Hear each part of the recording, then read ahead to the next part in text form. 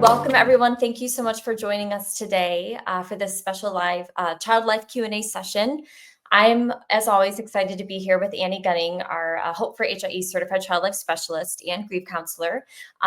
We're going to dive into a topic that's especially relevant during November because November is Epilepsy Awareness Month. So today we're going to be talking about EEG Prep. What to expect, how to prepare your child, strategies for reducing stress throughout the process. So if you are tuning in to learn more about supporting your child through EEG testing, then you are in the right place today. Yeah. So thank you, Annie, for joining us as always. Yeah, so happy to be here. Glad to be doing this this month, especially for Epilepsy Awareness Month. So yeah, I have lots of fun stuff here. This is going to be more of a demonstration than our usual Q&A. So yeah, I'm ready to get started. I love it. We always start the same way, and that's with you telling us who you are, what you do, and the role of a child life specialist, especially within the context of Hope for HIE. Yes, I am Hope for HIE's virtual child life specialist. So I am here to support all of our families around the world with resources, coping support, education, with procedures, surgeries, tests, diagnosis information, and that includes our siblings as well. So any type of coping support, psychosocial support that I can help families with, help them navigate this medical journey that they're on, that is what I am here to do. So families can reach out and we can do calls virtually. I do some Zooms with families. I do phone calls. We just do email communications. And I've also even done some recently virtual sessions with siblings, just kind of helping them with questions and some worries that they've been having. So yeah, that's what I'm here to do, support all of our families. I love it. So as we said, it's Epilepsy Awareness Month. So we thought that this would be a very relevant topic for everyone because EEGs are obviously a huge part of a lot of our families' journeys. So if you could just expand a little bit more before you start your demonstration on why is an EEG apparently. Here we go. Should have had 2 cups of coffee today. Why is an EEG prep so important, and why can that be beneficial for children in our community? Yes, absolutely. And I think one of the reasons we came up to, the reason we decided to do this was there's always so many questions that I see in our community on our different boards and people reaching out that their child's having an EEG. Like, what do I do? What do I expect? How do I help my kid during it? So the reason a prep is important and is so they can understand what's going to happen, how it's going to happen, because the more that they understand and the more they are prepared, that's going to decrease their anxiety and increase their understanding. And that's what we want, increase those positive coping skills. So by going through things and helping them understand the why of it, we have to do it because we need to check your brain, because we need to help make sure your body stays safe and healthy. And this is one of the reasons why we do it. Well, why do we stick those things in your head? Well, that tells us how your brain is working. So just explaining those little things to them, but we're going to do it in a way that's fun, it's interactive, and it gives them the chance to be the one doing it instead of just on the receiving end. And that helps them process, understand. They can ask those questions and then you can clear up those misconceptions, because kids are like, oh, that's going to hurt. What's going to hurt about it? And we can answer those questions and then clear that up for them.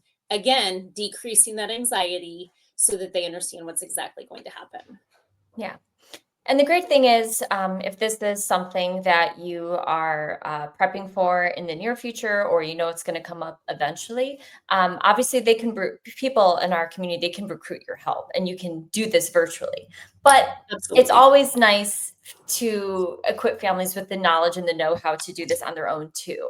So I know that you've gathered kind of like common household items that hopefully people have, and that you're going to do a little demonstration for us. So I get to enjoy this because I just get to lay back. Yeah. Watch you do it. So you can kind of start that whole thing and just kind of talk us through and walk us through the process in your system. Yes, absolutely. So my idea was to do just things that I would have around your house. Hopefully that our families would have just around your house so that it's easier to do and you can do it a week in advance, 2 weeks in advance, whatever would be best for your child. And it does vary depending upon age. If kids have different sensitivities. I've had a little girl that I did this with who was about 3, and we actually started prep with her about 2 weeks in advance, very slowly, just to kind of get her used to the different sensations that she would be feeling. And just randomly, in a playful way, that's non-threatening, that's an environment that she's comfortable with. So that's why it's fun to do this, and it's good to do this at home, because it's in their setting, and they can just kind of manipulate it and play with it when they want to. But they're also getting that education piece, which they don't really understand. They don't know. But then when you refer back to it during the test, you're like, remember when we played with that and we talked about it going on your head and how it doesn't hurt? Oh yeah, I remember. It doesn't hurt, does it? And then you can kind of keep going through all of those things. So I will start with, I'm gonna make you big, so that way I'll remove Okay. myself from stage. So when I leave, I didn't abandon you. I'm just off stage. Okay. Okay, so I'm going to start with just having items that I've gathered like around my house, showing you some of the supplies, and then we can go into how we can incorporate this into a playful way for kids. So I have string, just regular string. If you just have string, twine, whatever you want to use. Bracelet string is good because that's different colors, because all the wires are going to be different colored. Or you could try pipe cleaners. So I have a bunch of different colored pipe cleaners. These aren't quite as bendy, but they're wires. And then what I really like using is, I have like my stuff over. I like using yarn. So I have a bunch of different kinds of yarn as well that I use. So I cut those, and I usually bring those with me. So any kind of string that you have laying around, if you have different colors, all one color, whatever you want to use. And then for the sticky part that's going to go on their head, you can use stickers, whatever stickers you have. I happen to have these little ones. Sometimes I even cut them into circles, or the kids can if they want to, if they're old enough. You can also just use any kind of Band-Aids. I have a little circle Band-Aid too. Band-Aids, and you can cut these again, making them smaller. It's just to mimic the sticker that's going on their head. I have little pieces of straw that I cut, and this is to put on the end of our wires that we're going to use to plug into my computer or my monitor that I made.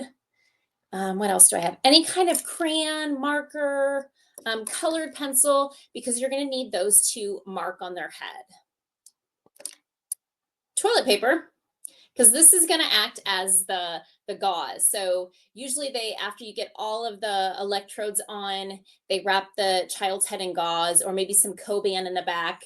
But most people, maybe you do have a lot of gauze and Coban around. And if you do, great, you can use that. But everybody has toilet paper, so you can also just use toilet paper, and then they can use a lot of it, and they're not going to be using up supplies. Oh, and then this was my monitor. I just grabbed a shoebox, and I happen to have racking, so I just tape that on there. These are the brain waves, or just markers, and they can draw on here, make brain waves. I just made a bunch of holes with scissors. And I'll show you that too. And then I have a stuffed animal or a baby doll. So you can use superheroes, whatever a favorite stuffed animal is. If you have a pet that really lets them, play with them and they don't mind, involve the pet too. And then of course you're there with them, so you can kind of practice on one another.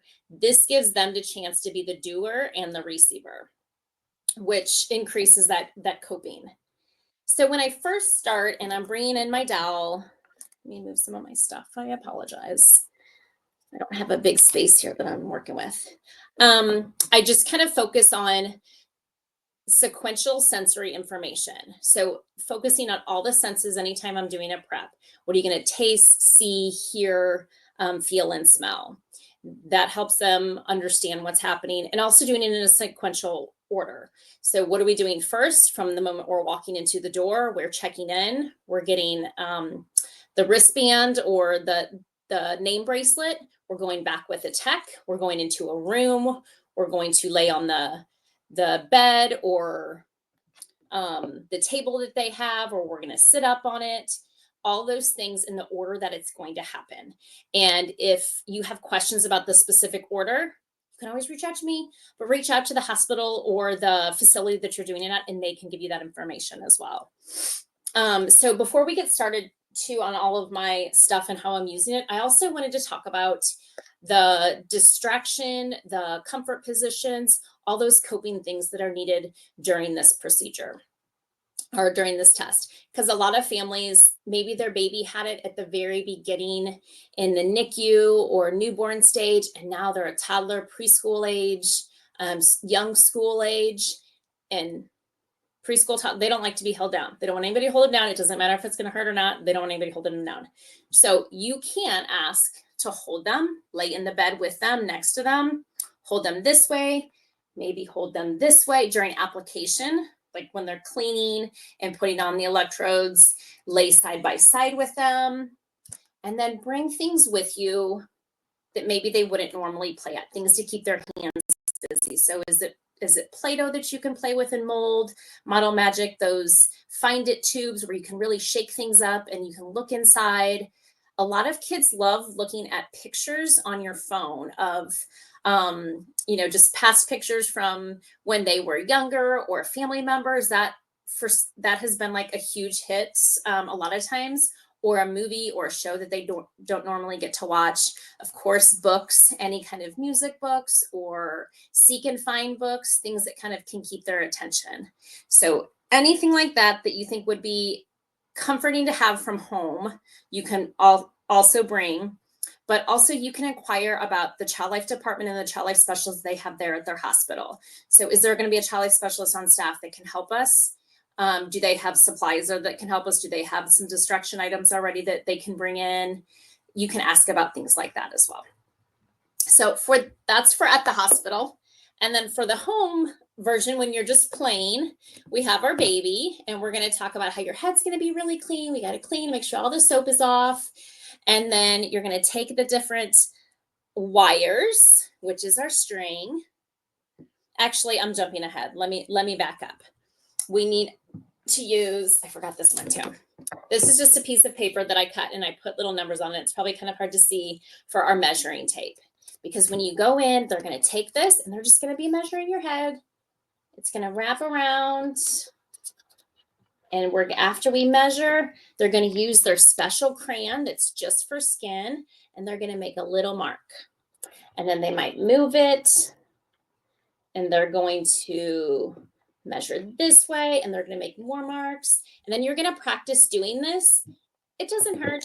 Does it hurt? You can try it on your hand. Do you want to try it on me? You can try it on me. It doesn't hurt. We can do it on the baby, and then switch with them. Can I try it on you? Did it hurt? And that's the thing that when you then go into the hospital or the facility, you can, and it starts happening. Remember, we practice this at home. It doesn't hurt. It's the special skin crayon or skin marker.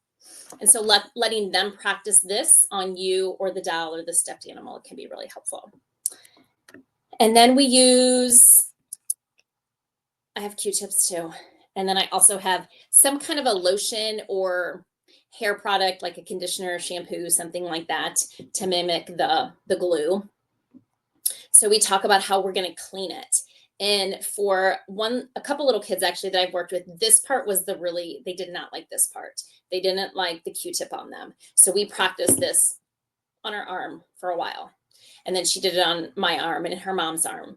And then we would switch, and then we would do it on our heads. And then we would do it on her head. And again, the whole time it doesn't hurt. It feels kind of funny, or it feels soft, or it feels like pushing. We're going to move it around so they can remember and they get familiar with that sensation. So practicing this at different points during the day, or while they're playing, or in the bathtub, just so they become familiar with that sensation, can be really helpful. And then I had some of my little lotion, and I just dip it in my glue. This is my glue. And we talk about how we're going to put it on their head. The glue smells a little bit funny, and have them smell it. What do you think it smells like? It's a little bit stinky, but it doesn't hurt. We're just going to put it on. And so then they're able to do this, and they can put it on however they want. They can keep doing this. Some kids like engaging and playing with one area, with one thing more than the other. It's fine. Let them kind of lead that part. And then after we get our lotion on, then we get our electrodes and wires, which are my stickers and my yarn. And then we're just going to start putting them on. We're going to put one there. There's another one. And then we're just going to let them put this on however they want. There's No right or wrong way. Just let them be the one to guide this play and make the choices. So you're just putting little stickers with wires, yarn all over the head. And they can play and they can laugh about it, talk about how it's funny, and maybe the baby looks like they have a rainbow hair or princess hair, or I don't know, like superhero cape once it's all on, like whatever that kind of whatever that's going to be for you. Whatever your child's interested in, you can make it a part of that.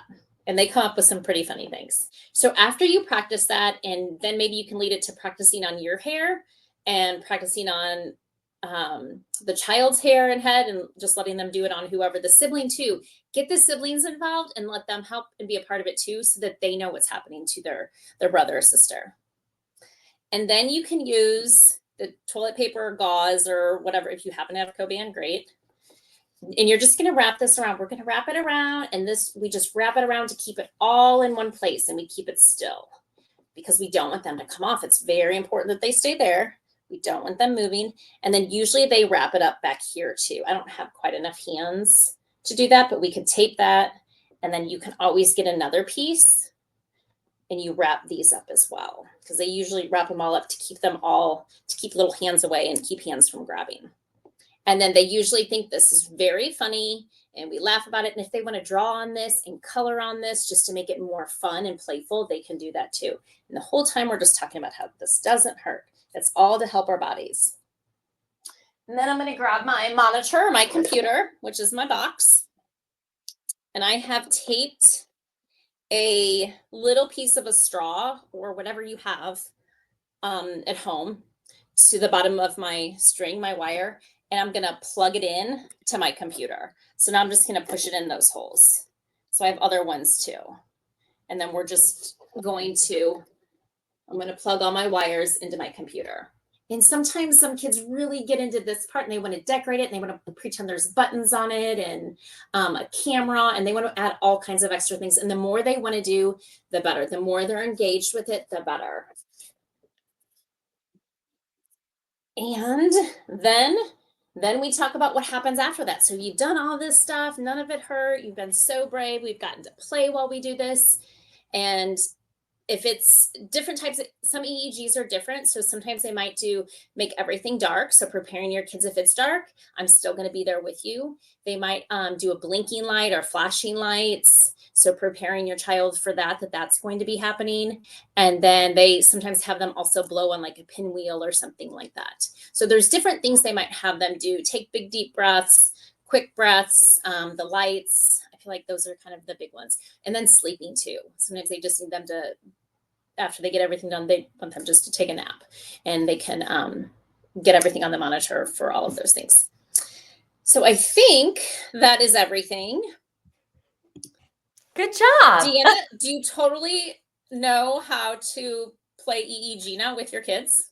I do. What's funny is that I'm thinking, and I'm just like, gosh, Dexy would want to do this anyway. Totally. I mean, that's what like a lot of like the medical play stuff is good to do just for fun, because then if something happens and they are at the hospital for whatever reason, even if it's not for them, they're like, oh, I remember playing with this. And it just kind of decreases that sensitivity, and it just makes them feel more comfortable. And it doesn't seem so scary when we're doing it through play. Yeah. Honestly, the hardest part is probably just getting the materials together, because everything else it was very that seems like fun and very easy, simple things for these families to do. And the kids will let you know, like when they're done. Like I've Yeah. done it with a kid and thinking, oh, we're going to do all of this stuff. And we get like 2 things in and they're done. Like they just need that break, and they tell us that they need that break, and that's okay. We need to let them have that so they can go kind of process stuff, and then we can come back to it later, because it might just be a lot for them to be thinking about especially if they're younger. And then obviously, when we're doing this with things like dolls or just like even the act of like demonstrating it and playing, I know that lends itself to a certain age group or developmental stage. Now, as kids get a little bit older, how does this process change? Is it less of a demonstration and more of a conversation? Are there still other ways that you can implement what you just did with an older kid? Yeah, I think so. It definitely becomes less of a demonstration, less of a play. I still like to do a lot of Mhm. interactive stuff, but if there's a way, I might get materials that are a little bit more realistic Mm, and use those, or definitely going to more of the videos and books, and things like that that are a little bit that makes more age sense. appropriate and that Yeah. they can really see stuff. But I would still do it like, but we're going to draw a picture, and now where do you think the electrodes will go, or what do you think that electrode is, and what do you think you can do when they're putting these on. So I think there's Mhm. still a lot you can do, and there's still preparation and conversation that needs to happen with the older kids. You just alter it so it's not so much play, because sometimes Right. kids are like, I still want to know what is it going to feel like, or what's it going to Yeah. smell like they still want to know. Even my older kids, they want to know. They put on that face of like, I got this, it's fine. But Mhm. when you really don't know what it is, it can still be scary. Plus, most kids are just afraid in the hospital. Like Yeah. it's a, intimidating setting, I should say. Yeah. That makes a lot of sense. So I know you just mentioned some like books and videos and all these things. And so and we're going to compile a list of resources together, of course, Yeah. to share. But just for the purposes of this video right now, what comes to mind? What are recommended resources that you can give our families to help them throughout this process? Yes, always have resources, books. So I want to show you this one that I have, and I know I've mentioned this before when we've talked about different things for Hope for HIE. This is Charbear Keeps Dancing, which is now Brave Bears Club. So this is their little EEG bear. So this is Waves, and Waves, this has a little backpack with all of um the little monitor inside. So a lot of kids really like having this and then taking this with them. It's the same thing with the doll. If you do a doll or a stuffed animal, you can take that with you. But they also now have, so this is Waves. They have a new bear. They have a bear called Ripple. That's the sibling bear, which I think is super cute, like ripple effect. And then Mhm. they have another one. So matching that with the book as far as what is epilepsy, and then they have pictures in here of the Charlotte the bear going to get an EEG, so that can be helpful. And then sometimes just general hospital books too. Like this is one of my favorites, and we'll put this in our resources. But it's a great like lift the flap book, and it has a lot of great pictures that just encourage those questions, I think. Yeah. And then we do have two videos that I will attach and that I recommended. One is more of like a short term EEG that's an outpatient. And then the other one is for the longer term that might be like a 48 or 72 hours. So that's an inpatient one. So they vary a little bit, but they both still give you, they're both from some children's hospitals, no affiliation to them at all. I just liked their videos, Mhm. and I thought they were helpful. Awesome. Thank you so much once again for joining us. And as always, we're going to compile key takeaways, a resource that you can download and print off or share to others that you think may need it. And we're just always so grateful to have you, Annie, because these are things and moments in a family's HIE journey that maybe they don't necessarily think about, but can really be beneficial in alleviating some of that anxiety. So we're just grateful Definitely. to have you and have you offer your expertise as always. Yeah, absolutely. I'm always here. So families can always reach out if they have that specific question, because this is all very general. So any Yes. specific questions, please know that I'm here. Yep. Just visit hie.support and you can find Annie there and you can find access to our social worker, so on and so forth. So that's a great place to start. But hopefully this kind of equipped some people with a few ideas and some tools that they can try to implement this at home. But like Annie said, always reach Awesome. out. That's the whole Yeah. point. That's why Yeah, she's here. definitely. Yeah. All right. Keep you Until busy. next time, until December's Yes. Q&A, Yes. we'll see you. Thanks, everyone. Thank you.